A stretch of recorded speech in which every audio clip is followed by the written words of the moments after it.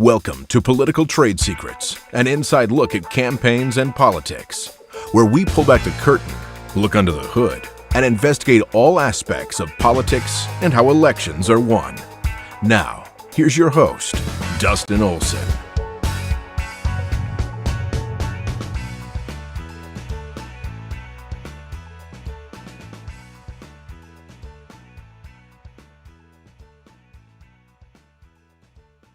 And welcome to Political Trade Secrets. I'm your host, Dustin Olsen. It's great to have people joining us from across the internet right now as we talk about the top 10 list for great direct mail for your campaign, how to make sure that you are in people's mailboxes and your message is being delivered to them. We're going to be talking about that. Also talk about Joe Biden's press conference and a number of other items today. So thank you for joining us wherever you are across the internet and you're joining us for this conversation.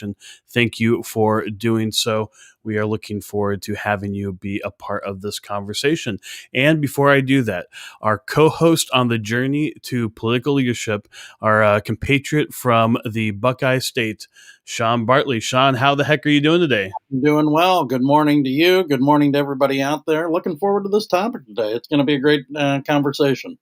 Well, I agree, and we love doing direct mail, and we do direct mail at Olsen Strategies and Advertising. We'll tell people about that in a little bit, but we've been doing it for quite some time, and it's one of those tried and true tactics that really does make a difference for people in their campaigns. And we've been talking a lot about tech stuff recently. We've been talking about texting in particular, and we will be talking about something that's a little bit older than that and how we love it, and it can make a real difference based on the dynamics in your race and the situation and everything else, if it makes sense. But if anybody's has a question, so anybody out there who is wondering about direct mail, how you go about finding someone to do direct mail, what's going to take, how many pieces you want to do, all these different things, please do join the conversation. So wherever you're at, we're on 12 different platforms. We are on Twitch, Twitter, Facebook, on multiple pages.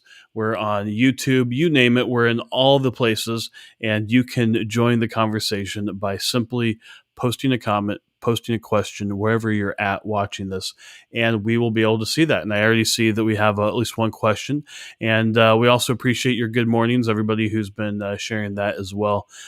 So, raise your hand if you have ever wondered why we get so much direct mail. And, everybody out there, the truth is it's because most of the time it works. Not every single mail piece works. Kind of like what we talked about with political texting earlier in the week.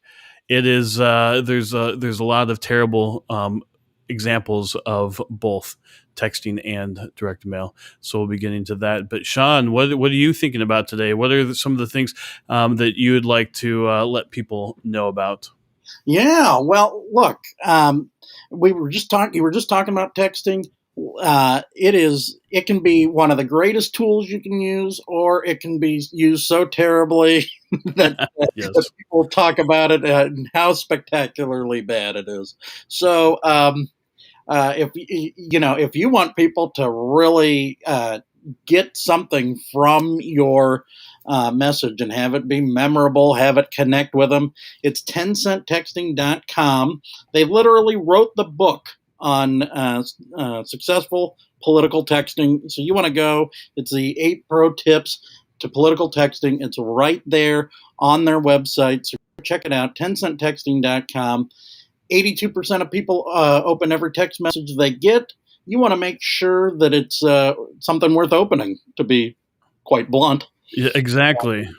Because there's quite a bit of bad stuff. I'm just making sure we're sharing to all the different groups, which brings up one of the things that, ways you can actually make a difference. If you really do care about, reigniting American patriotism, because that's what we're about here. We're about empowering conservatives across the country to be the powerful political leaders that their communities and their state and our country need. And one way that you can do that is by joining the Share Force.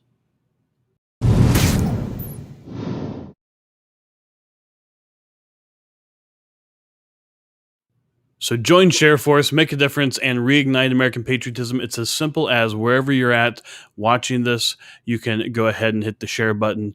You can also follow us. You can do all the different things that you can do to make a difference. You also can go to our website, which is politicaltradesecrets.com, and you can sign up to be a Political Trade Secrets Insider. We send out a weekly insider email, has all the freshest political trade secrets from the previous week.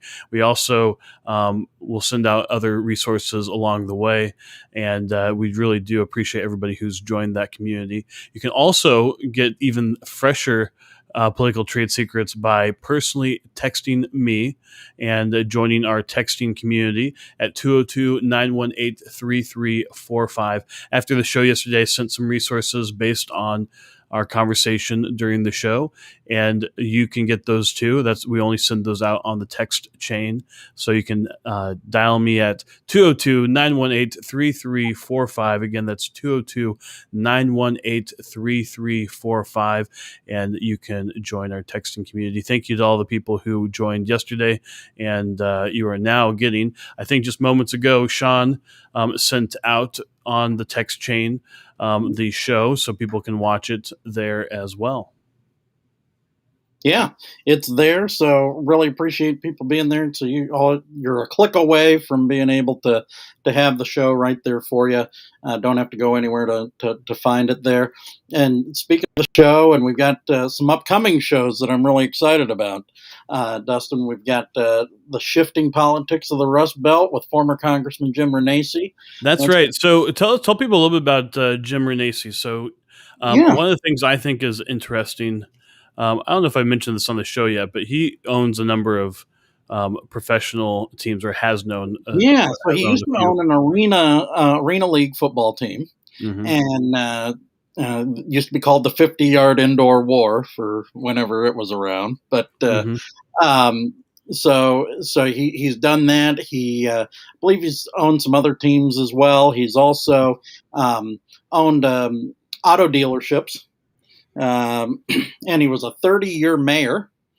In a place where that was a part-time job. So it's something that he served along while running a business and doing other things like a lot of local leaders do. And I believe it was the auto bailout that had him get into the politics, federal politics, and by running for Congress. They, as you may remember, they contracted. Part of the deal was they had to get rid of dealerships, and not because of performance. It was basically geography. They went and they looked and they said, "Oh, okay, well, we'll get rid of this one, and then we'll keep ones that don't perform as well." And basically, as I understand it, he was just informed, "Oh, by the way, your number of dealerships is going down." And it's so remarkable. The big old like $1 trillion bloated thing that we just had passed by the Congress in the last month. When Obama came into office, they did the same kind of ridiculous stuff. And if you remember, Biden was in charge of the shovel-ready crap at the time, and he was going to be the guy who's going to keep everybody. He's going to be the new sheriff in town. He's going to keep everybody on the up and up when it came to how the money was being spent. And most of the shovel-ready jobs never really materialized. Last time they did a big bloated thing, and they just keep doing these big bloated things. It's history does not repeat itself. That's just not true. It's falsehood. But as Mark Twain said, it does rhyme. And when you have Obama, Biden, this is what it looks like. I've actually noticed a few people referring to they are trying to refer to Biden, and they refer to President Obama. It's like a little mental trick that people have, that like they just Freudian slip. They say President Obama because I think they just instinctively know he's probably the one who's actually running the show. We also have Michael Rechtenwald. Talking about somebody who knows about people behind the scenes. So he's got his book, Google Archipelago. So that's coming up on April 13th. If you want to get the book in advance, I highly recommend it. You can get it everywhere that people sell books. You can also get it on Audible. But it's a really really well written and well researched book about everything that's happening behind the scenes with it says Google Archipelago, but it's really just in general the whole of the big tech sector and how it's actually he actually draws the lines as to how it is actually tied to Marxist ideas, a lot of their approach. Yeah. And then we also have Scott Young coming on to talk about ultra learning, which is basically what you're going to do when any campaign that you ever run, you're going to do some ultra learning. Hopefully, if you're trying to run the campaign exactly the way you did your last campaign, then you're probably fighting the last battle, and that may not be as effective for you.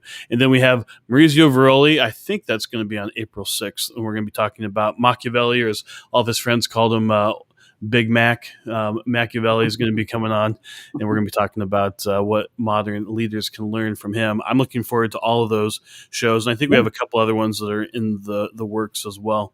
We really do like getting the thoughts from people who aren't necessarily in the trenches every day in campaigns, get their thoughts about other aspects of politics or other aspects of the world so that we can pull it in and actually maybe create some innovations in politics. Well, and it's really one of the themes that comes out of Ultra Learning, and Ultra Learning is April 6th, and it's when, and we're also going to be going prime time for that. So it'll be a little different time to join us on April 6th. So yeah. So it's going to be a great episode. I'm looking forward to seeing that. So yeah, well, let's go into the top 10 list. Is there anything else that we have here? Oh, well, actually, we can't forget the news conference or whatever you call it. There wasn't that much news. It was so Joe Biden gave his first press conference yesterday, and so Sean, if you want to set that up. Well, so we're going to have a top 10 list here today, and it wasn't just because Joe Biden only took 10 questions in his 62-minute press conference yesterday. That wasn't the inspiration for this. It just happens to be a coincidence. So so there were some things. It was. I thought it was boring to begin with, and perhaps that was by design. Yeah, I think so. I mean, it was, if you were watching the whole thing, you were like, what is going on here? And it was boring, not just in the Joe Biden and his answers, but I mean, the press was pretty boring. They just, they lobbed their softballs in, and I really think it's a throwback to yesterday's episode where we talked about don't give people too much information. We talked about the binders of information that are given to elected officials in particular. And then, of course, no kidding, he comes out there with a binder to start answering the questions. And he's like, well, they did a pretty good choreography with it. Honestly, they had the reporters reading their questions, which they only went to left-wing reporters. Yeah. And he had an answer. It was like, now we're going to go to B6. And so reporter reads B6 question, and then he goes into his binder and he finds B6 answer, and then, so on and so forth. So it was almost like it was color coded as to what question was going to be up. It was really remarkable. And the questions all were, not all, but most of them were pretty left-wing in their bias. It is amazing to me just how remarkably, how would you put it? I don't know, like advocating the media has been when it comes to getting rid of the filibuster. Yeah. Like that is shocking to me. And honestly, I'll give Biden some credit that perhaps because he was in the Senate for so long, he is maybe the only thing stopping this left-wing lurch from happening and completely getting rid of the filibuster and giving mob rule a voice in Washington, D.C. I think it's just because he was around there so long that he is the only one who's uncomfortable a little bit with it in the White House. Yeah, that really is a great point. And And it's probably, it was one of the answers that he had the most trouble with, Mm-hmm. because he was trying to articulate something that I'm certain wasn't in the binder, which was we need. He read it. He read his whole answer. Yeah, He actually read it. You could see him reading the answer. He read the answer. yeah. Well, it was. I was thinking about the part where he was like getting into what was really, I'm going to say something shocking, Mm-hmm. and yeah, and it was shocking what little he said. Yeah. but um, She but did cause confusion because she had her written question and she paused. mhm, And he began answering, and then she finished reading her question with a second question that was part of the same question. She asked mhm, for a yes or no, and then she said, "If yes, why?" Blah blah blah, and so there was a little bit of a hiccup there. It was really strange, honestly. mhm, It reminded me of a debate that I had a candidate in many years ago in Kansas, in the Kansas City suburbs, a fairly moderate district that had this congressman who, you know, he's a Democrat. I don't really think ill of him generally. I mean, he was just kind of a status quo, filling space congressman, Dennis Moore, who sadly was diagnosed with Alzheimer's after that election. It was the 2008 election that Obama had done really well. It was not a great year for Republicans, but in the debate, our candidate was a really strong candidate, and he did a great job with his debate performance, and he really brought the fight to the debate. It was a perfect example of having practiced on, thinking on our feet and having communications prep, everything we talked about yesterday. And but it was shocking. It also goes to the question of, do debates matter? Because this debate did not make a lick of a difference, because the congressman came out with not just one binder but multiple binders, and they had podiums, and they had multiple binders on his podium. The biggest challenge he had was trying to navigate having multiple binders.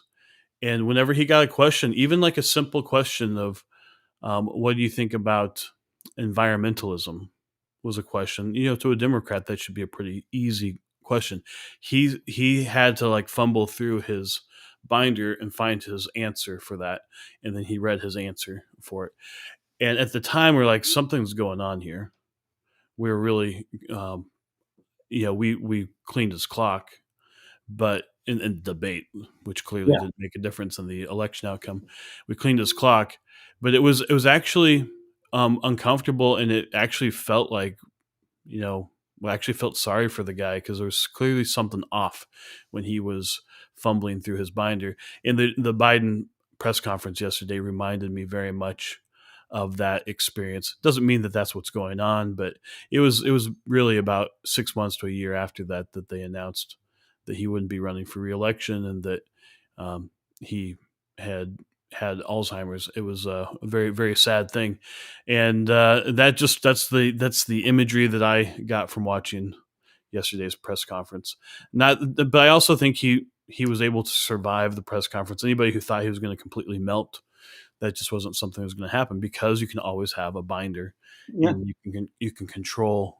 If you're a Democrat, you can control the environment that you're in. And and to be fair, Joe Biden, he's done this for 50 years, Hmm. and he doesn't melt down. I mean, he'll say some things that you definitely leave you scratching your head, Hmm. or that are just flat out false, and he had plenty of those. Hmm. Particularly around the border and some of the other things, just completely patently false. And Yeah. we've mentioned it on this show numerous times. Joe Biden actually does have a gift, and it is every time he says something factually incorrect, it's always 100% of the time in Joe Biden's favor. Yeah. He never says a false fact that hurts him. And this is so my hunch on why that is it's not some grand conspiracy, but that it's really what we say: context is decisive. His worldview, his point of view, is always going to have him exaggerate in a direction that's good for him, even if he thinks he's being factual. he's going to remember a number. He's going to remember something. He's going to make a mistake in a direction based on his context for Yeah. things. And I think that's probably true of anybody, that based on your bias, you're going to err in that direction, even on simple mistakes. But I think that's probably what's going on. I thought it was kind of a nothing burger in many cases, but one of those factual things, the question that he got on the filibuster was prefaced with a lie that Barack Obama had made during a funeral, saying that the filibuster was part of the legacy of Jim Crow era. But that just is so absolutely false, and they're using Barack Obama's lie in order to have the premise of a question. The filibuster started coming about in 1806, well before there was ever even a thought of Jim Crow laws. It is just, there's no fact checking, and there's no real fact checking. It's just really remarkable, and there's no one who's going to call that out. I mean, I don't think I've seen hardly anybody in the news call that out. But that is, Well, I think it might make sense for us to do an episode just on the filibuster because of I that. I agree. I think that's great. And the only person I heard kind of get close to what you were just saying was um, on Newsmax just this morning. Mark Halperin was talking about what would have been a great follow up question is, okay, well, when you and Barack Obama were in the Senate, you used the filibuster. Mm-hmm. I mean, Exactly. just how long has it been racist is really the question, because that's so. And I thought, really a great point to bring out. I mean, it is something, as you say, that's been used for over 200 years. So Mm-hmm. so good point. Yeah, and it was reaffirmed in the 1970s. It was Yep. there was some some changes made to it, but it was reaffirmed in the 1970s. So it's been used on both sides. Anytime there's a minority opinion, when we say that, we mean specifically the people who don't have 100% of the power. Yep. It's always been there as a way to slow down radical change. That's the reason we have it, so that you don't have mob rule. And it could very well be that mob rule, would at some point actually be, well, clearly in the case of Barack Obama and Joe Biden, depends on which shoe which foot the shoe is on. Like if the tables are turned, it could totally, destroy something that they care about. And I Mhm. don't know that, I guess that maybe they just think they're going to have power forever. I don't understand how people think that if you pull the nuclear option now, that it's not going to be something you're going to have to live with down the line. I don't. I think there's some kind of bias there. There's some kind of poor thinking that happens, or there's just some arrogance that they think they're going to have power now forever, so that they're going to just keep doing this. Well, it's anytime we talk about this stuff, it always is a little bit not as fun Yeah. for me, because I find it to be really a sad situation. It is I'm, sad to watch him be a patsy in the White House, and to see other people pretty much pulling the strings, um, and just to see the theater of it. I think it's why people have no sense of the media being credible at all. The fact that there wasn't a single tough question and all of that. Well, I'm with you on that, and from time to time on here on Political Trade Secrets, we do try to cover what's going on for you, because we do get asked questions about, oh, what'd you think about this? What'd you think about that? So really a great opportunity to do that.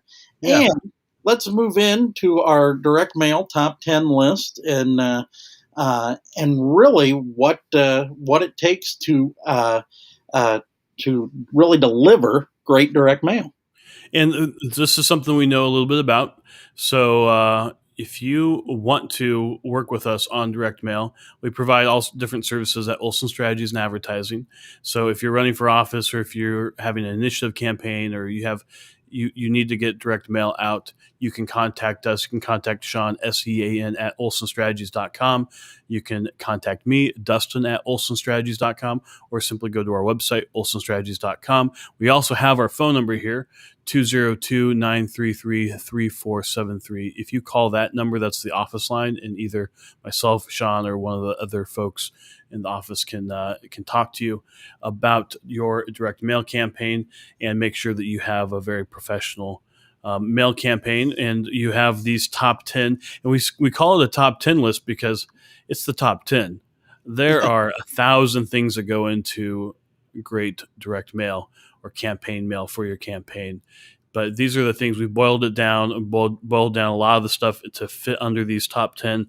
So we're going to go in the order of number 10 all the way to number 1. So, Yeah. Sean, if people, anything you want to say to set it up before we give people number 10? Yeah. Well, look, when you're looking at what it takes to have great direct mail, you really want to get focused on the things that we're getting ready to talk about. And as Dustin said, this is not an exhaustive list, but it really is something that, you're gonna see it here in a moment. One of the things that's so critical is really boiling things down, because you got to fit it on, an 8.5 by 11 or a 6 by 11 or a whatever size postcard or whatever you're using to do that. So I have to say, having worked with 10centtexting.com and doing the political texting, it is really furthering my ability to refine our messages. When you have 143 characters, if you have, it's actually 320 characters, it really does help you pare down what you're saying. So we want to have our political texting and our political direct mail both reinforcing each other as we go through this. But I've found that since we've been doing texting, the direct mail is a lot more succinct, and that's going to be one of the things. But I'm going to bring up number 10 on the top 10 secrets for direct mail. Here we go. It is be credible. You were just talking about how the media is not credible, right? Well, our job here is to be credible. And so what do we mean by that? Well, look, this has to just kind of get to this point where it's professional. People go, oh, okay, this is something I even want to take even a second to look at. Mm-hmm. Because if it's not credible, if it doesn't look like, hey, it's possible, or it's worthy that someone put time into it, mm-hmm. then it's going to get discarded even quicker. And so that's kind of a starting point I have for it. Yeah, so being credible is both being professional. So the quality of the paper, the quality of the print job, the quality of how it's all put together, graphic design elements, all this that you actually put forward credibility, some of the credibility. So those are the things. We're going to talk more about visual in a moment, but there's some things that you just see it and you're like, okay, this looks like it's professional, and that's important for someone to actually pay attention to it. And then the next thing is that it actually is going to give you credibility. Something that we use on these is we will use social proof. So we'll use quotes from regular voters who are also helping provide your message. So they might say something about you that dovetails with your message. Or maybe we have people of authority. A lot of the stuff that goes into this is from the book Robert Cialdini's The Psychology of Influence. Highly recommend that to folks. I use that pretty much as a checklist for anything that we're doing. And one of those is authority. So people who have some authority speaking on a topic, we call it third-party verification. If you have a few quotes from people like that, that adds credibility to your message and to who you are. And it's not just you saying good things about yourself. So that adds credibility to it. What are some of the other things that you see add credibility? Well, great point about the quotes. Sometimes we'll use, maybe the logos of the organizations that are endorsing. Sometimes what can give you credibility, sometimes you end up with a lot of endorsements, a lot of groups that say, hey, they're on board with you. So even that alone can tell a story. So you get to get into that. And direct mail is a great way to do it without having it be, okay, that's all this is about. It can kind of just lend credibility to your overall message. So you've got these 3 or 4 groups, and you get to really go with that, and then move into some of the other things that are going to be focused on in the piece. And that's where, again, you're being credible. We're gonna talk about other ways to make sure that you're going to be able to get all the information that you need to get into your mail piece, But credibility is where it starts, because if you don't have it, uh, forget it. And this goes into every kind of communication. If you're having a conversation with a voter, the first thing they have to ask themselves is, "Are you credible?" That's just subconsciously the first thing that anybody's thinking about whenever, like, maybe you're going into the car dealer and they have some kind of offer. Well, the first thing you're going to think is, this credible? Yeah. So that's going to be part of it. And so is there anything else on credible? Otherwise, I can bring up I'll bring up the next one. So we've got number 9, be relevant. Yeah. So be relevant. You want to just focus on what matters to voters here, and know who your target audience is. So, because if you're not communicating to what's important to them, and you're not relevant to them, again, even though you've established some credibility, they're not going to keep with you. And so this is really where being relevant is so critical. And I would say this is a great example for what we call the Olsen strategy sweet spot. The idea of talking about your strengths where they overlap with your opponent's weaknesses, and they overlap with voters' concerns. So we really want to get to what voters' concerns are, what matters to them. And it's additionally part of being relevant is that the universe that you're sending your mail to, you're speaking to what matters to them. It may even be with mail. This can also be the case with texting, that you're talking to folks who are a subset of the larger electorate, and what's important to them, what's relevant to them, may be a little bit different. So this is the second question that anybody is going to subconsciously have in the back of their mind if you are presenting something to them to take action on. And they first ask, is this credible? Are you credible? They'll ask that question subconsciously. The next thing they're going to say, is this relevant to me? Does this matter to my life? Is this something that I even care about? So it's really important that you actually address the relevancy. And because direct mail, you can be so targeted with it, you are able to be very relevant to that group. We've talked about voter modeling before. We used to call it micro-targeting. We have the ability to target mail to people based on what is likely going to be relevant to them. Yeah. I was having a great conversation with someone just yesterday about being relevant in regards to doing modeling and some of those other things, and just how critical it is. And so you want to just make sure that what you're talking about matters with the person on the other end. And so really, really creating that. And direct mail is a great way to be able to tell a full story to someone. And so that is something that's really great about being relevant. And it really leads into this next point, which is number 8, be contrasting.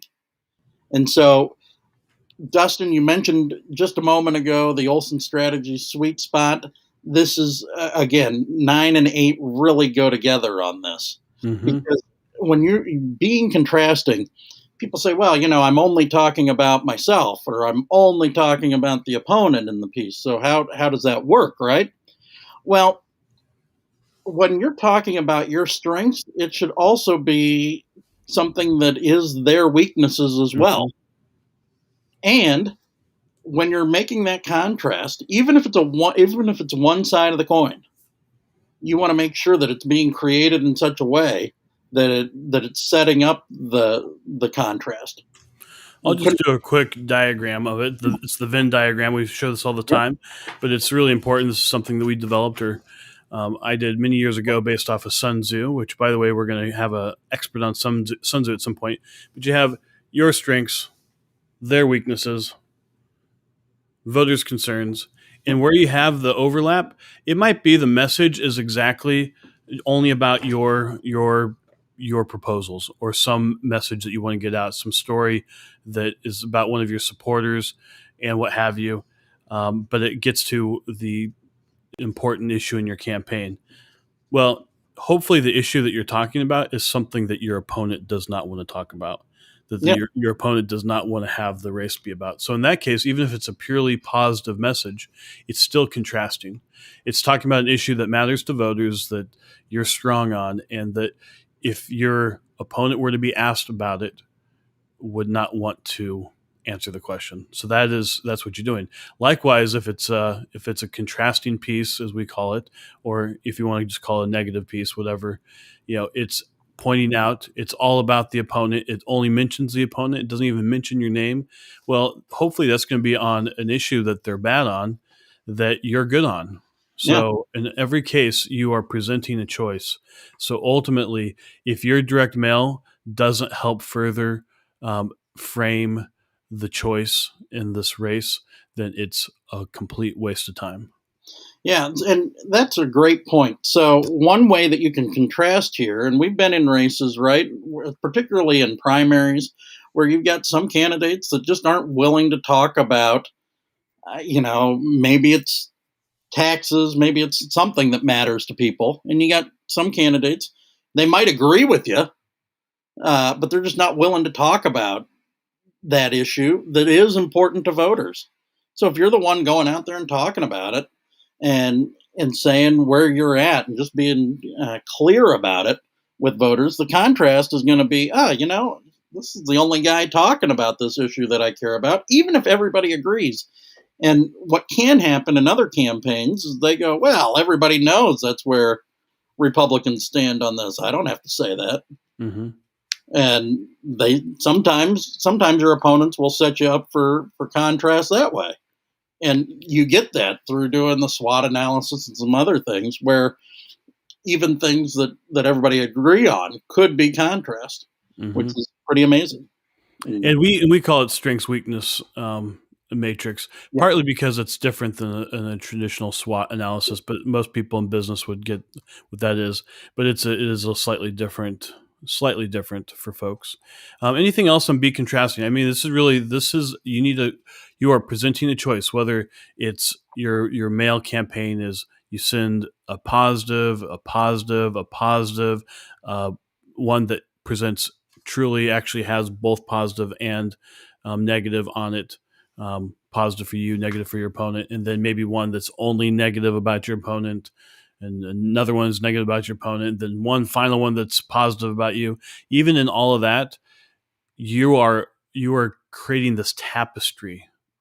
You're weaving this tapestry of these messages going out to people, these communications that present ultimately a choice for them. Yeah.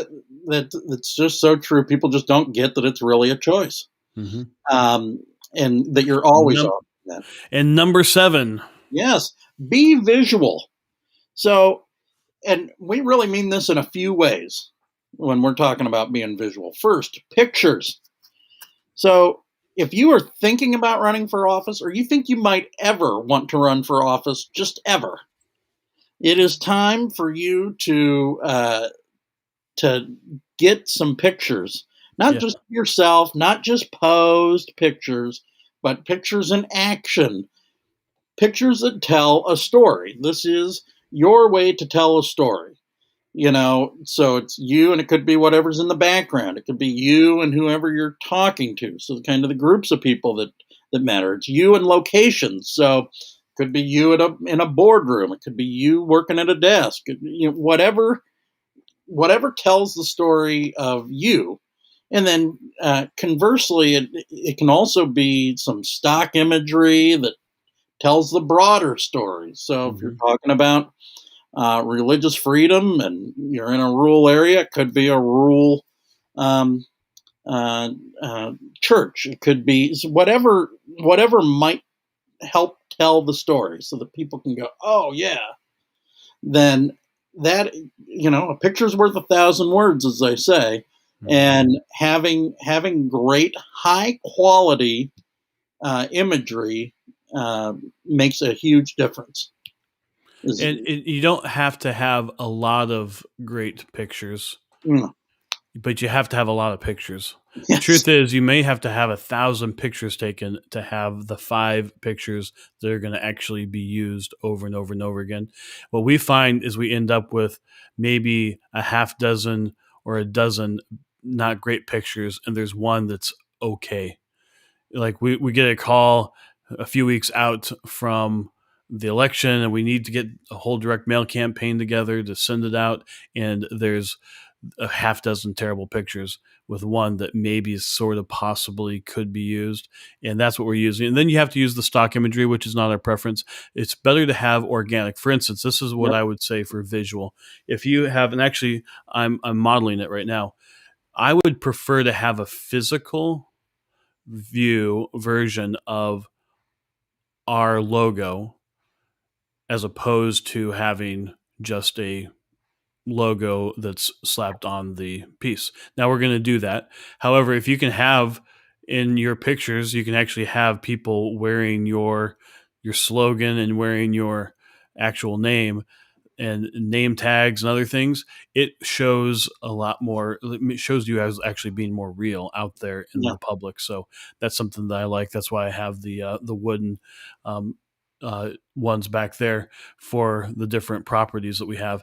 But that's my preference. That's a taste that I have, that I prefer to have something a little bit more real, organic, to show the stories. One thing that I think back to my wedding, and my wife always comments to folks, and she always recommends to people, you always have a photographer for the wedding, but she wishes that we had had a videographer, and something we hadn't thought about.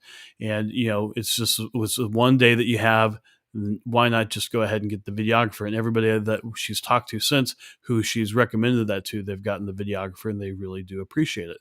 Well, it's kind of like the opposite when it comes to campaigns. You are likely going to do a video shoot at some point. If you're a high enough level of a campaign, you're going to do a shoot for your commercials. You are going to stage most of these things where you're going to be talking to people, you're going to be in various locations. It really does make sense to go ahead and pay the few $100s that it probably is going to cost to have a photographer for that shoot.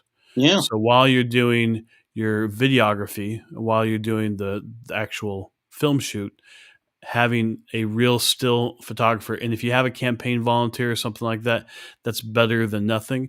But I would say if you're going to spend that much money, a lot of times an actual shoot's going to be tens of thousands of dollars. Spend the extra few $100s or even $1,000 that it might cost to get the photographer to get the absolute best pictures, because you're going to use it for your digital, you're Yeah. going to use it for your texting, and you're going to use it. Well, hopefully, you're going to use it for your texting, and you're going to use it for your direct mail. It's one of the fastest ways to get a lot of great pictures for your campaign. Yeah, absolutely. That is really great advice, and I'm glad you brought it up, because you are telling a story with these pictures, with these Mhm. images, and for plenty of folks, it might be the only thing they look at. They're going to look, and again, if you're in a rural area, they're going to look. They're going to say, okay, there he is on a farm. There he is with people that look familiar to me. There he is with um, so you really want to do that. And Pat makes a great point here. The worst thing to do is to have 10 photo shoots. You really you want to be concise in that too. You really want to say, okay, well, what is it that we need, Mhm. and do it. And instead of having a bunch of photo shoots, if you can incorporate having photography done at events, even if it is somebody that's kind of getting pictures along the way, then you can have some other things to work with. The truth is, so I have an iPhone 12 or something like that. You see, it's got um, the three things there. The three lenses. This takes better pictures than most any other camera that I've ever owned. I have a nice Canon that Mhm. you have to have some skill set to use to get good pictures. That gets good pictures, but it's clunky. This is something somebody's going to have on the campaign, and you really, even if you have to have a um, sometimes campaign staffers may not have the resources to have nice phones. But if you need to have a campaign phone, that might be a worthwhile expenditure in order to make sure that you are quickly capturing pictures and putting them into a shareable folder for everybody on the campaign so that people can actually go through and look at them and make sure that they're worthwhile. But if you are constantly getting pictures, you're going to more likely have the pictures that you'll need. Because like I said, it might be 1,000 pictures to get the one that's perfect. Yeah. Also, if you're thinking about running for office, start doing this for all of your family functions. And don't just have posed pictures, have someone going around taking pictures. And if it's you or if it's your spouse who takes all the pictures, you're going to have to change that up a little bit so that you don't just end up with every picture is dad and the kids and mom's not in the picture, That's right. or vice versa. That is just, you're not going to be able to use that. You want to be able to have a mixture, at least if it's just the family, or you can ask somebody else to take a few pictures, or you can even, let's say it's a holiday doesn't have a lot of decorations involved. So let's say maybe you're getting together for Mother's Day or something like that. Have a professional photographer. If you're thinking about running for office in the future, have a professional photographer show up, get candid shots, as well as doing some of the family posed shots as well. You're going to be happy you did it. And a lot of times candidates have a large family. They have kids that have kids. You're going to need to plan this well in advance to be able to have the entire family, because it is not unusual for us to have the one family picture that doesn't have the so-and-so, daughter, son-in-law, somebody isn't in the picture. And we just have to use that picture because that's all there is. Yeah. And the candidate and or this candidate spouse just really hates it because somebody's being left out. So get the pictures now, get them as many as you can, get them all the time, and also have intentionally do one or two shoots where you're capturing the stuff. You Yeah. could easily at the very beginning of the campaign do just a photo shoot, or you can have it be part of your videography that you do as well. Absolutely. Well, and so on being visual, I want to talk about briefly just some design elements. So symmetry, it's something that people don't really think about too much, but sometimes you just look at it and you go, "Huh, something's off," and you don't know what it is. You can't really speak to it as the voter. You just kind of look at it and go, "I don't know. There's something off about this," and you're not going to spend time to analyze it. You just go, "Okay." So again, this and readability and just being eye pleasing, I say, is both being visual and, when we talked about earlier, in being what was credible. So so I really see those in both, and so just you want to just think about that, and just have an eye for it, or somebody that does. Just have them take a look, because there's going to be something and it'll take a second for them to see it. Mm-hmm. There's a former U.S. senator who is a lovely person, and but he wasn't really a looker. And I don't know how many pictures they had, but they had one kind of profile picture that they used for him, and his face was not symmetrical. And they did such a great job on the picture. Like, they made sure his smile was a little bit higher on one side than it normally would be. Like, they did such a good job. I'm sure Photoshop was involved. But they had one picture of him actually smiling. He never smiled otherwise. And it didn't look like the same person, but they did a good job of coming up with a picture that could be put on everything. And they did put it on everything. And I have a feeling there's some people who know exactly who I'm talking about. Yeah. But with the being visual, there's other things. Having lots of different pictures, just a straight on isn't what you're always going to want. The rule of thirds, if you don't know what that is, look it up. But it gives, there's a certain visual element to that people will like and naturally do like that. So that's part of the visuals, using the rule of thirds. So there's a lot of these design elements that will go into it that makes a difference. This is an old design technique. If you have a picture of someone looking, you want them looking in to the document, not looking out of the document. Otherwise, that's distracting. And people look wherever people's eyes are Mhm. looking. There's been a lot of studies that have shown if you have, this is also goes to social proof, but in New York City, they did studies where they'd have one person standing on a corner looking up, and a couple people might walk by and look up, or they'll have like 5 people standing there looking up, and then everybody who walks by stops and looks up, even if they're looking at nothing, because there's multiple people doing it, and it's where their eyes are directed, and so people's eyes are going to go where the eyes are in the picture. So it's also good to have pictures where you're looking different directions. Yep. Sometimes if you flip them, you actually use a graphic design tool to flip them, it will make it look uncanny, and that will be uncomfortable for people. Also, any words that are in the picture will look funky as well because they'll be backwards. So let's go to the next one. This is part of being visual. We had to start with being visual first because it's important for the next one. Yeah. So be interesting and be memorable. And so you really want to, we're talking about being visual here. You want to paint a picture with your words and language. This is where you get to really draw them in. So you've done, you know, 10 through 7 was okay. That basically gets you in the door, okay? Then number 6 here is where now you get to grab their attention. And so this is really what you get to do. So you want to be interesting. So it could be particularly the images that you use to draw them in. You just mentioned one, some techniques with the eyes and whatnot. Um, it could be, we talked about some stock imagery. That can be some things to do it.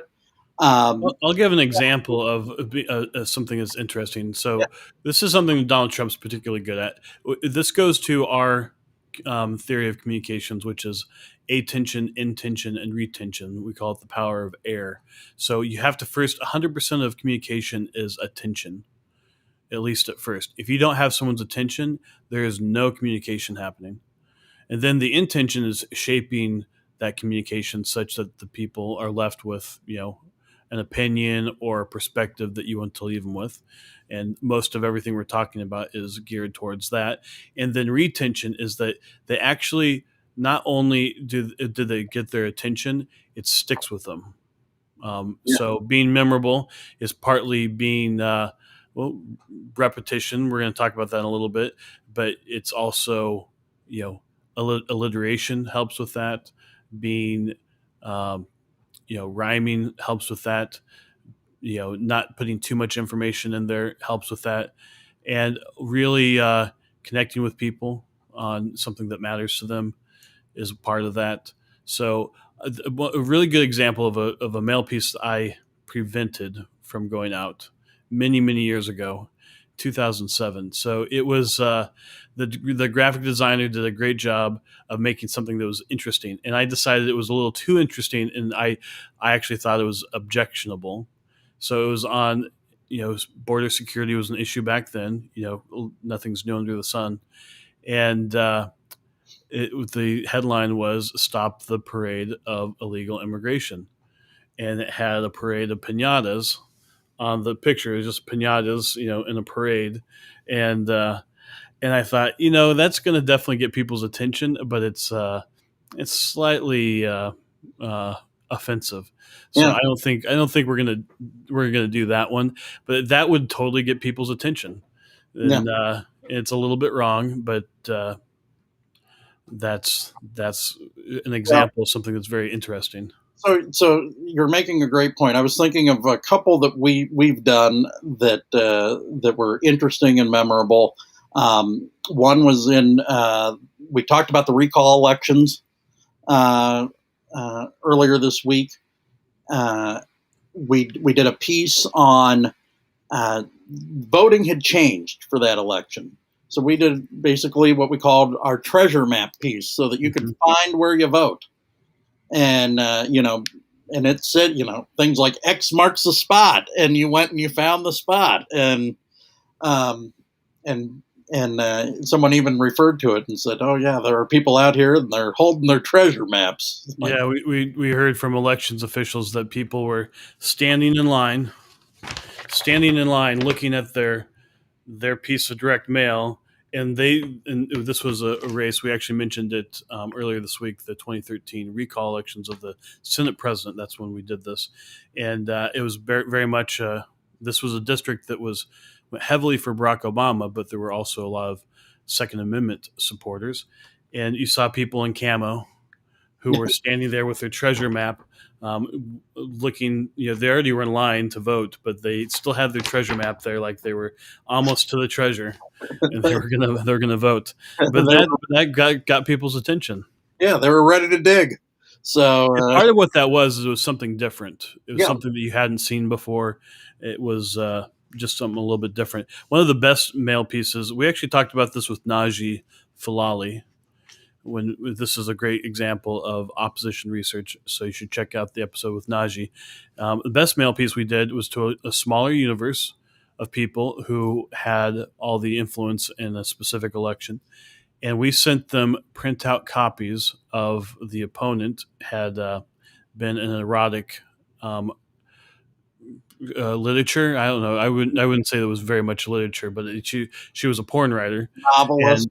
Yeah, she was a novelist, and she wrote these terrible books that were poorly written, but also very disgusting. And we just went ahead and printed off her erotic anthology, and we all with dog-eared pages and highlights of the worst portions of it, and we simply sent them a printout. It was a more expensive mailing, but it got to people, and they got the message, and that election went very well for us because people got to see her true self, and she'd been hiding that she was a porn writer in the election, which was pretty stupid. Honestly, if she'd just been honest about who she was, then she probably would have been just fine. Yep. So that's an example of being interesting. It was something you could not look away from, and people didn't even have to read the book. They just knew that this exists, and it got their attention. And well, that's pretty clear. And that's a great point, because sometimes even just the cover, so even just one thing will tell the whole story. You don't even have to get into the rest of it. And we're going to tell the rest of the story, which is number 5. Be simple. Yep. Okay, look, you want to draw attention to your main points. You have 8 seconds to catch the voter's attention. You heard that right, 8 seconds. So is somebody going to read the whole mail piece in 8 seconds, Dustin? No, they're on their way to find this thing. That's right. This is where it's heading.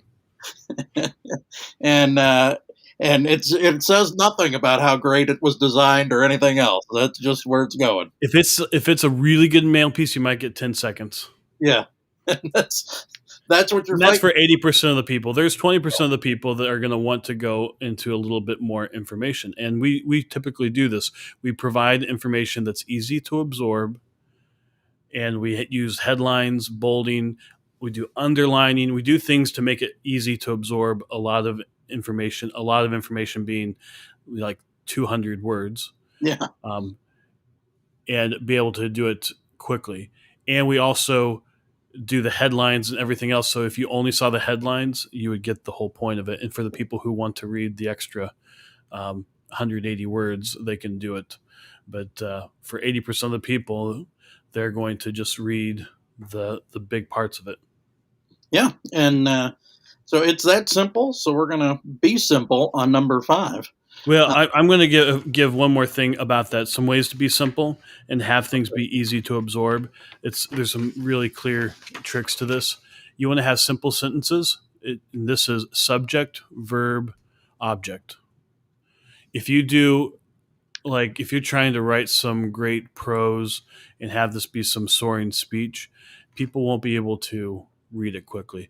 If you drain their cognitive reservoir a little bit to read a sentence because your turn of phrase is so beautiful and flourishing, well, that's going to it's going to create a little bit of friction in the reading. So don't do that. So keep your sentences short, keep them subject, verb, object, and because that's the easiest way to think. Keep them. You sometimes just have a sentence per paragraph. Use bullets. Use all these tools to make it so that it's really, really simple. And less is more. If you can have lots of white space, as we call it, that is going to have it easy for people to absorb the information. Yeah. Well, that really is great advice, because again, it's really, you're training the eye. What we're really talking about here, all these things are really training the eye to a few things, because again, you get that 8 seconds. So you also want to be direct. Number 4, be direct. So you want to have a clear call to action, because without that, it's What's the point? it's just a nice piece to have. Mm-hmm. And so, we just mentioned earlier, we talked about the clear call to action was go to these places to vote. Mm-hmm. And people were there. They were ready to go. And it was something different. There were a lot of things going on, but it got communicated clearly. Then there were, sometimes the call to action is reject person X. Mm-hmm. And so, there's an opponent and you say, nope, you got to stop whoever. Sometimes the call to action is, it could be that there's an event coming up. Sometimes campaigns are letting you know that there's something going on that where you can actually be part of the action. So it really depends on what is trying to be accomplished. But you want to have a clear call to action, and you want it to be one call to action. Multiple calls to action are very difficult unless they're all part of the same thing. So The only reason multiple will work is that if they speak to different portions of the group that you're talking to, and I wouldn't do more than 3. And if you do 3, do them in steps, like first do this, then do this, then do this. That can be an effective yes. call to action. In the Story Brown method, that's actually what the process is. You actually give people a plan. First do this, second do this, third do this, but it's all with a clear purpose. There's like an intended outcome that's going to come from these actions. So it's a bit of giving them a plan and how to bring about whatever it is. But the call to action, what it speaks to somebody is that there's an actual way to take action, to do something. You get people all hot and bothered with your messaging. You have to give them, at least a portion of them, a way to do something about it. And most of the things we're talking about here, we're talking about voting, but it might be specific ways to vote. Your direct mail over a couple of months might say, go register to vote. It might say, go early vote. It might say return your mail-in ballot. It might say go to the polls. Those could be all things that happen during that time. Or when it says stop politician X, it could be stop politician X, call him and tell him he's a putz. Yeah. Now that could be a way to do it. But having the call to action, it actually brings in the why does this even matter? Yep. Like what you're talking about, why does it even matter unless you have something people can do about it? All right, let's go to the next one.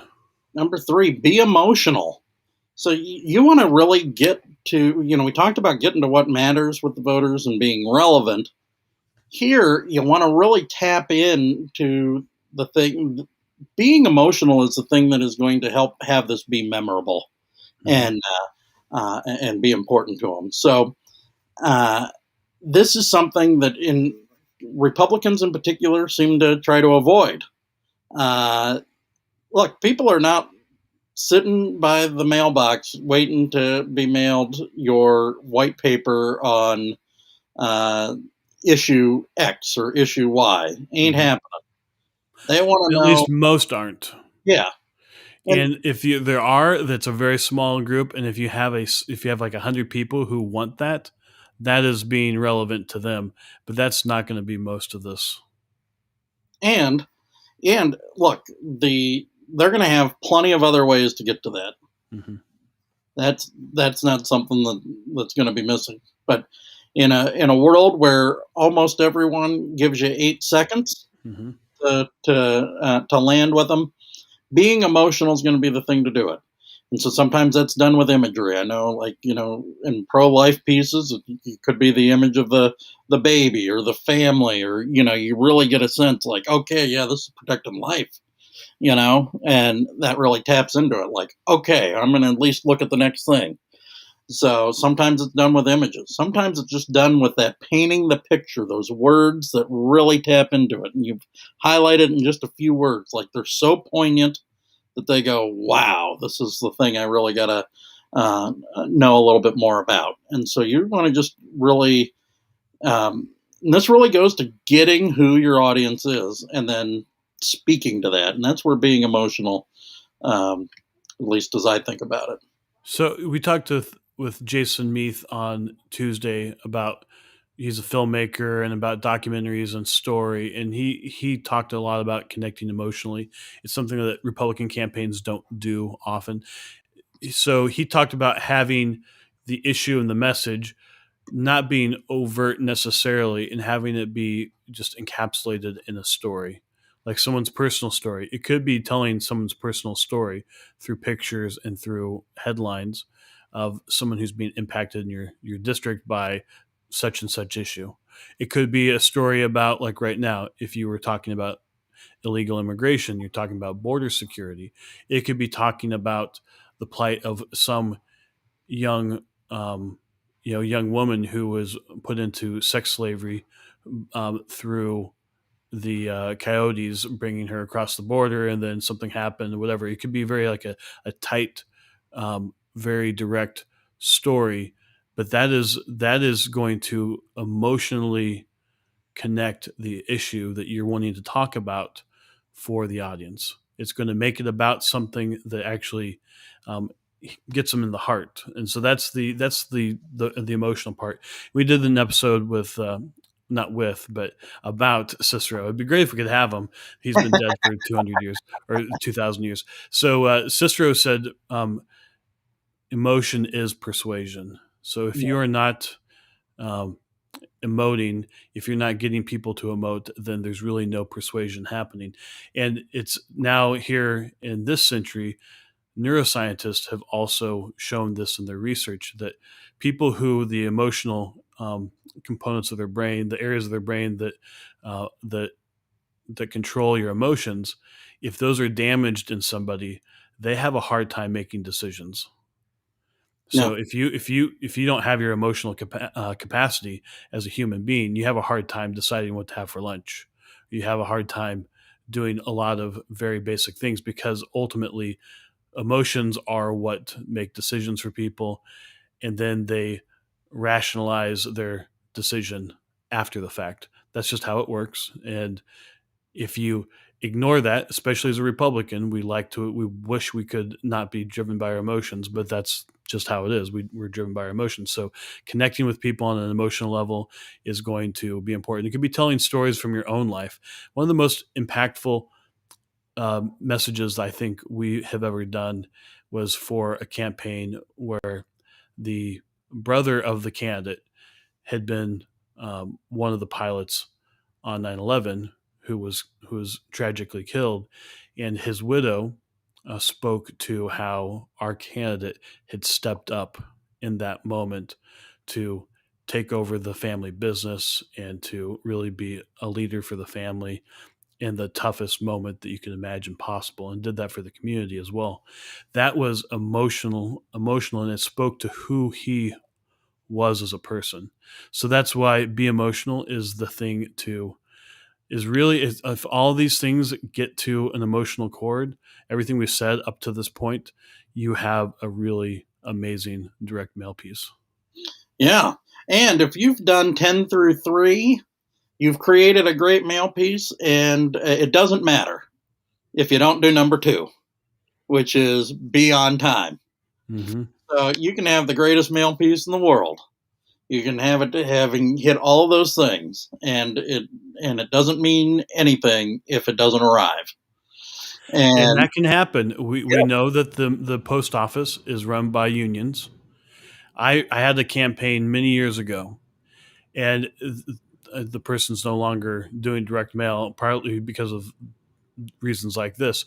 You have to be on top of getting your mail into people's hands and having systems in place that if it doesn't show up the day that you think it should, that you're able to call through every single post office that it should be going through to find out where it is and be ready to send people out to go. We've had to go investigate mail facilities. And one time we found a pallet of our mail sitting in a corner, not being processed.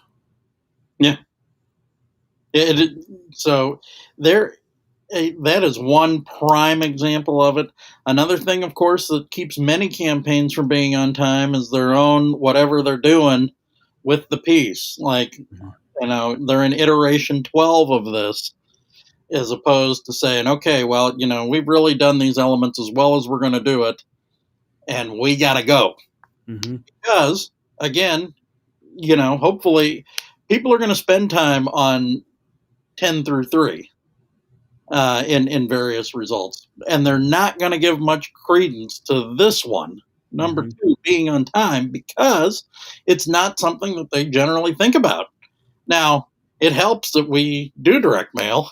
We get like, okay, it's got to be on the printer today, and and then it's got to get shipped out tomorrow, and it's got to land here then, and you got to call and get everybody to do it. And the predictability of the mail, just in some of the things that have been going on, is also a something to be mindful of. So these things might be taking longer. Yep. So what and have you done anything? So one of the reasons that we talked about doing a lot of mail, like if you're going to do it, you need to do enough mail. It's so that you're not testing for the first time when you need that critical piece to be hitting, because you might find out in the first couple of pieces, oh, hey, things are arriving a day earlier or 2 days later than I think. Okay, well, then you got to plan accordingly. As you get closer to election day, it's more of a crush on the post office, Yeah. and the holidays also have that impact. We sent out our Christmas card, and there are some people we sent it out before Christmas, well before Christmas, and there were some people who didn't get our Christmas card until February. And it's like, what's going on there? Maybe they got forwarded. Not every case. Some cases just didn't show up until February. Just didn't. And we don't. So the post office is having issues right now, but Yep. still, direct mail is really important because we are moving to a situation where more and more people vote by mail. We all get that it's a terrible idea to have a hammer, try to put in a screw, but that's what we're doing. We're using our postal service to conduct elections. We're using the wrong tool for the wrong job, but that's what's happening. Yep. And the people who pay attention to their mail are the people who are going to notice their ballot showing up. So they're just naturally going to be the people who it's going to bias towards people who pay attention to the mail. Those are people who are going to be voting more. So having a mail piece hit those people who pay attention to their mail the day that they get their ballot in particular. This is the most important of the being on time. If you can have your direct mail piece, direct mail pieces be scheduled around when people are going to actually get their ballot, because that's when election day starts. If you can have one show up the exact day, it's amazing. This is a great reason to have texting also happening, to have it following along with your direct mail, so you can have a direct mail piece that is dovetails with the texting.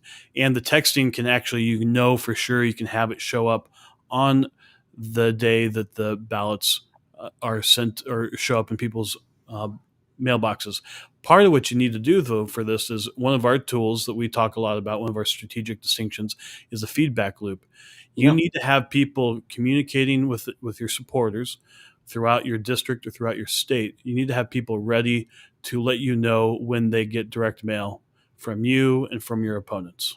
Yep. And they can take pictures. Maybe you have a text chain or you have some way that they can get the information back to the campaign manager, or to the political director, or to somebody, that we have it out there so we know when people are getting stuff. Also, when we want to let them know, to let us know when people are starting to get their absentee ballots or their mail-in ballots. These are all important feedback loops that you need to have in place well before they're needed. Yeah. That way you can get the information. And here's the thing: when you know that you have a mail piece going out, if you have a way to communicate with these folks, say, we should be having a mail piece arrive today, let me know if it showed up, Yep. and actually do proactive communication. Because if it does not show up that day, then you need to pull the fire alarm and you need to be working the mail system in order to do it. And if your direct mail vendor doesn't do that for you, well, then that's probably not a great direct mail vendor. Yeah, It's not their fault. Yeah. Let's be clear. It's their fault if they don't do anything about it, but also if you don't tell them, they have no way to do anything about it. exactly. So that's on you. And if you tell them and they don't do anything, well, then that's on them. But you have to be able to tell them that it's not showing up, and then they have to go to work trying to make it happen. And you can't force the mail service to actually show up. All you can do is shine light on where maybe it has an issue. So, drum roll. Yeah. All right.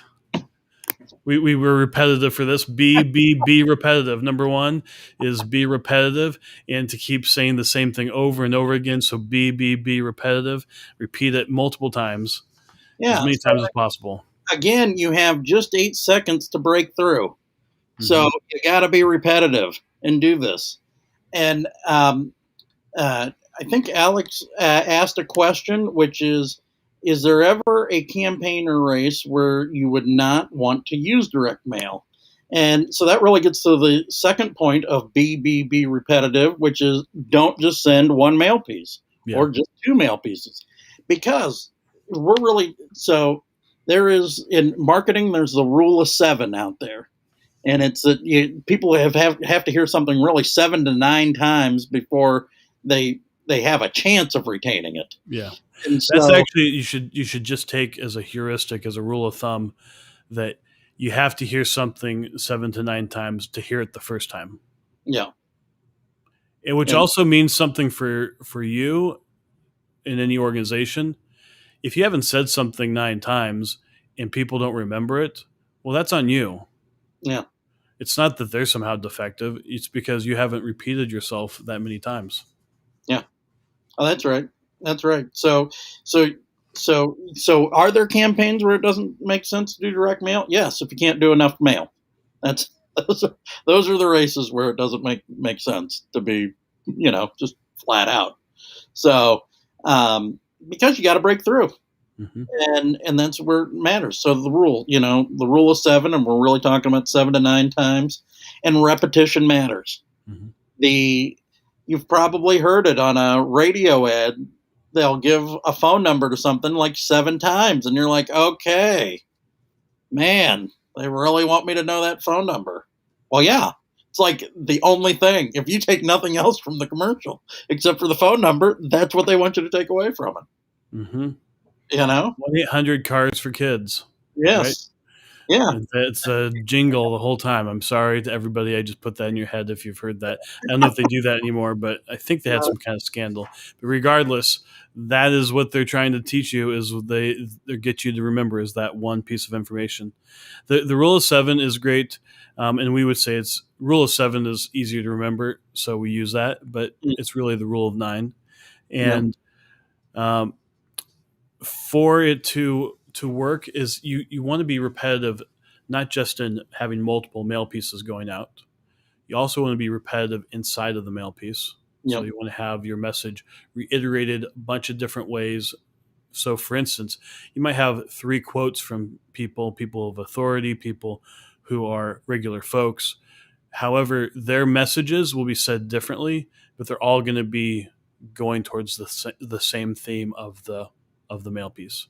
If you have a picture, it's going to be repetitive in that it's communicating the same message as the other one. So you just have multiple different ways people are being getting the same information over and over again within the same mail piece.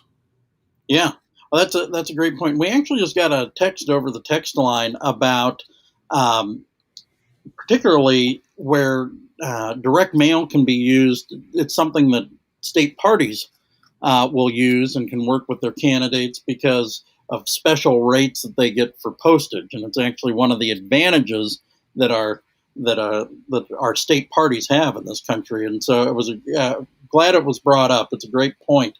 You want to be thinking about that. So people say, when should I use it or when shouldn't I use it? Well, there's another place where if by being able to team up with your state party, it could be a way to use it because it is going to save you on resources. It's a way for the party to be helpful.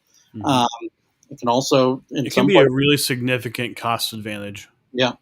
when you're able to use that, and you should demand it of your state party. I think really, if a state party is not doing this for candidates, at least for targeted districts, they are completely falling down on the job. Yeah. And it's almost like, why do they even exist? If they can't do this for their candidates, at least in the general election, then they really have no business um, having any clout in your state. Yeah, and so it really is a great way, particularly in general elections, to be able to deliver that message at a cost savings, and it also helps with be repetitive. Yeah. If you can get the postage down where you can get one more mail piece out of it because you were able to work together on that's something that makes a difference, and it's something a lot of candidates don't know about. Mm-hmm. So One thing that some of the folks who watch the show a lot have said, just a few people, is that we are repetitive throughout the show, and I think it's because we have naturally developed the skill set of repeating things over and over again, because we know no one's going to remember it otherwise. If you've gotten to the point where you think we've said something too many times, then we probably are doing it just right. And Pat makes a comment. I'd also check if you're in a larger county. And I don't know the specifics of that. Usually the indicia is by the party for the state, but that's a good thing. They might have an indicia specifically for a county party. So that's really good advice to check on.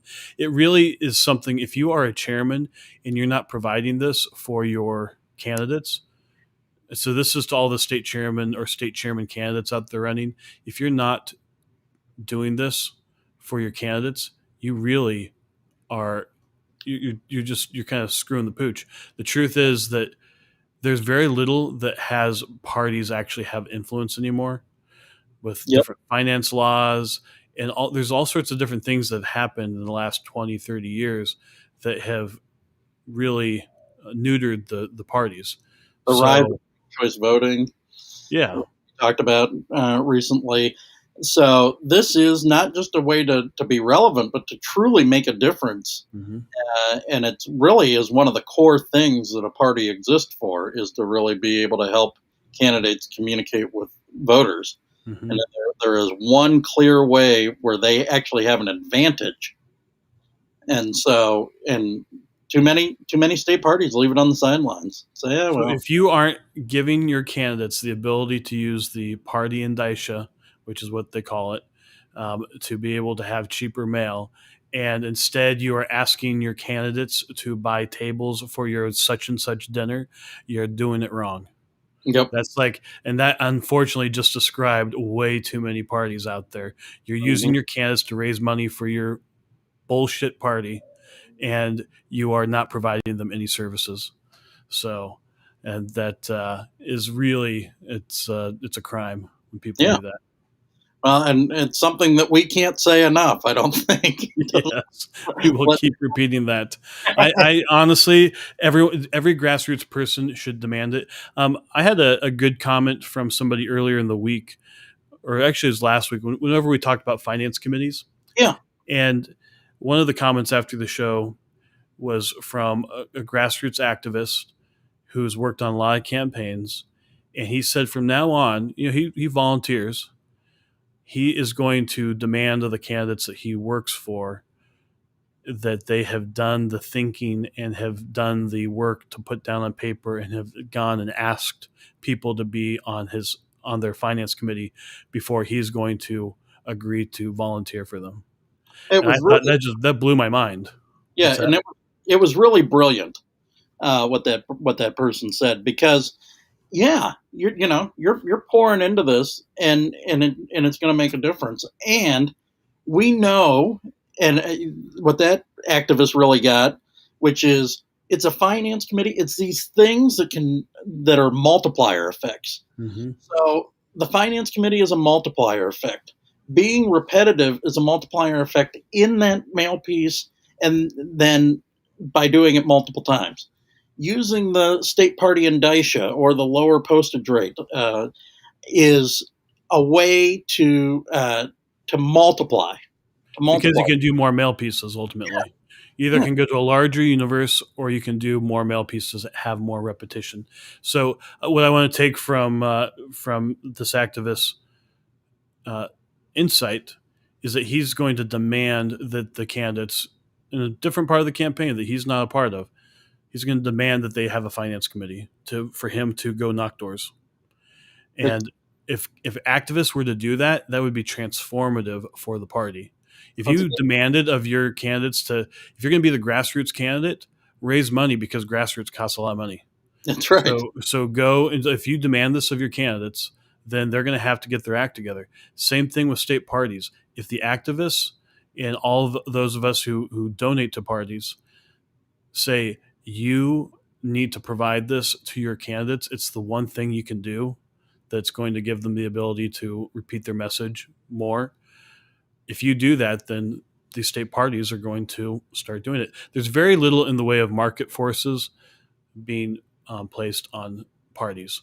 It's almost like they're some kind of communist setup, because none of them really are impacted by market forces. The people are not voting with their feet. They're not telling the party, you need to do this, otherwise I'm not going to do X, Y, or Z. Yeah. Very little of that happening. Oh, absolutely right. And so it is where activists can really impact the whole campaign. So it's really a great thing to do. And just want to acknowledge them for that. And so I'm going to take our own advice and just, rattle off the top 10 again so that so they get it here. So you want to be credible, be relevant, be contrasting, be visual, be interesting and memorable, be simple. You want to be direct, be emotional, be on time, and be repetitive. And if you say, hey, you know what? I want to design and create direct mail like this, or I want a team that's really dedicated to my campaign and really doing all the things I need to do to be able to run for office and run for office effectively, reach out to us at Olsen Strategies. We'd love to have that conversation with you. It's OLSON strategies.com. You can email me, Sean, SEAN, at olsenstrategies.com, or Dustin at olsenstrategies.com, and we'll get that set up for you today. Look forward to a great conversation about all of that, or what we've talked about today. Yeah. And then I was just going to mention Grassfire. We're proud to be sponsored by them. Look, canvassing, petitioning, live calling, it's your way to get onto the ballot. It's your way to connect with voters right where they are, in person, either over the phone or on their doorstep. You want to make sure that the first impression that you deliver counts. Likely, any of these areas are going to be the first, maybe the only time that your campaign actually has an interaction with someone where there's feedback on the other end, where there's a conversation. And so you want to make it count. Nobody does it better than Grassfire, www.grassfire.us. And it's just one of the many ways. A lot of the stuff that we focus on is how to be direct and have your vision, your message be communicated directly to individuals. And all these tools have that same thing in common, whether it's the texting, whether it's the direct mail, whether it's canvassing or petitioning or live calling. It's always about having that conversation with a real person, having that message delivered to a real person individually in a way that is relevant to them. So that's all of these things fit together. If you're able to use all these tools to have a lot of message repetition to your universe, you are going to have an excellent campaign. So a reminder on the different sponsors for today: Olsen Strategies, go to olsenstrategies.com. Grassfire, go to grassfire.us. And Tencent Texting, go to tencenttexting.com and get your political texting started today. Then also, we have a lot of great political trade secrets. We have yesterday we sent out our weekly insider email, and it had a lot of stuff. It was just a really a lot of stuff in there for folks. So you can go to politicaltradesecrets.com and sign up to get exclusive stuff and our weekly insider email, and you can join us as a Political Trade Secrets insider there at politicaltradesecrets.com. Additionally, we would love for you to join us on our texting community. When you sign up to be a Political Trade Secrets insider, it's going to tell you how to do this, but really it's as simple as send us a text at 202-918-3345. Again, that's 202-918-3345. You'll get a text back with a link. Go ahead and just click that link and it'll opt you in. And then from there on out, all the texts that you receive from us are going to be directly from me or from Sean, and you'll be able to have conversation with us if you have questions. We have gotten amazing feedback from people with really great insights and questions and just conversations about the issues of the day, what is going on in politics and the news, and then giving us insights for our episodes. A lot since we started doing this, a lot of our episodes have been informed by the folks who are part of the text community, and I'll send out resources after the show regarding some of these things, and that's always something that people really appreciate, is that we can send that out. After this episode, I'm going to send out a couple of the links for the books that we are going to be talking to the authors about here in the coming weeks. So if you go ahead and sign up at 202-918-3345, if you text us at that number, just text hello, text howdy, whatever you text, just text 202-918-3345. See that, Sean? I think we've hit at least 7 times saying the number today, and giving people enough time to also put that. I've also gotten chastised by people. I don't put the number up for long enough for them to be able to do something about it. And again, that's 202-918-3345. And be repetitive, and hope you guys do enjoy that once you are a part of the community. Yeah. Well, that actually is one of the secrets how you'll know that you're likely being repetitive enough, is when particularly people around you start complaining about how much you're saying something or how much you're getting the word out there. So particularly on the phone number, and where people can text and join our community at 202-918-3345. So when we start getting that feedback, we're like, okay, now we're probably getting to near the penetration point. So yeah. It is really remarkable. This is one of the things that happens inside of a campaign. It's kind of an unreality bubble that shows up. And what happens is you go out and you do your speech, and you do your speech so many times, and you get so tired of your speech. You hate your speech, and then the people around you hate your speech. But if you just keep bringing life to that speech, most everybody that you're talking to, they have not heard it even once. Yeah. And your hope is that they start to hear your message enough times. Maybe they've heard the same spiel. If you're going to a lot of meetings, that there's some of the usual suspects. The people who probably get your message more than anything for the places you actually go and do your stump speech are the other candidates. Most of the people aren't going to remember anything other than, oh, I thought he was confident, or oh, I thought he was inspiring, or I thought she was really uplifting. That's all that's going to be really remembered. The other candidates that you're running against are the only ones who are going to really know what your message is. Or if you don't have one, they're going to be the only ones who really get that. So please do join us on our texting community, and we will love to have you there and provide you the freshest, absolute freshest, right in the moment political trade secrets. So please do join us there. Sean, this has been a great conversation. Thank you for your work and doing the top 10 list. As we said at the beginning, this is the top 10 list. There is 1,000 things that go into really great direct mail, and we've been able to encapsulate a lot of that into the top 10 list, but there's a lot that goes into that. So people, if they do want to join us in that, they should check us out at olsenstrategies.com. But any last thoughts you'd like to leave people with as we go into the weekend? I really appreciate the flavor you really brought to this today, to be interesting, and to have this be interesting and really deliver on our top 10 points in a way that really made a difference. And I just want to thank everybody for joining us and all the great comments. It really does. It really is helpful to see what's going on out there and see how things are being received on the other end. So we really do appreciate that, and look forward to another great episode next week. Yeah. Next week's going to be packed full of political trade secrets. So we have, I think we might have a special guest next week as well. So it's going to be just keep on rolling with the political trade secrets. This has been the top 10 list for great direct mail. Thank you for joining us for this. We will be back on Monday at 11 a.m. Have a great weekend.